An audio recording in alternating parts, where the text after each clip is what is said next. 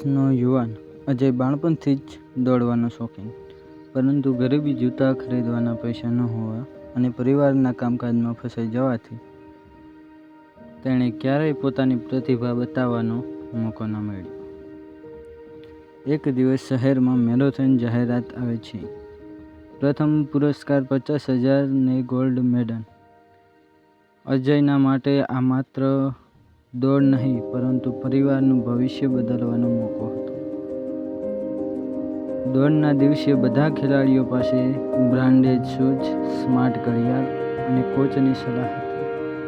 અજય પાસે ફક્ત તેના જૂતા, ચંપલ અને મજબૂત ઈચ્છાશક્તિ હતી. દોડ શરૂ થાય છે. શરૂઆતમાં તે પાછળ રહી જાય છે. રસ્તામાં તેને ચંપલ ફાટી જાય છે, પરંતુ તે નંગા પગે દોડ ચાલુ રાખે છે. લોકો હસે છે, પરંતુ તેને સાંભળવાનો પણ સમય નથી.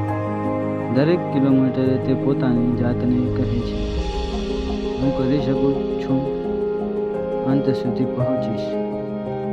છેલ્લા 200 મીટર થાકેલા સ્પર્ધકો ધીમા પડી જાય છે, પરંતુ અજય પોતાના અંદરના સંઘર્ષમાંથી તાકાત ખેંચી લે છે.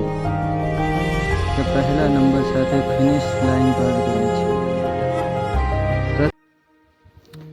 ગામનો 20 વર્ષનો યુવાન અજય બાળપણથી જ દોડવાનો શોખીન, પરંતુ ગરીબી, જૂતા ખરીદવાના પૈસા ન હોવા અને પરિવારના કામકાજમાં ફસાઈ જવાથી તેણે ક્યારેય પોતાની પ્રતિભા બતાવવાનો મોકો ન મળ્યો.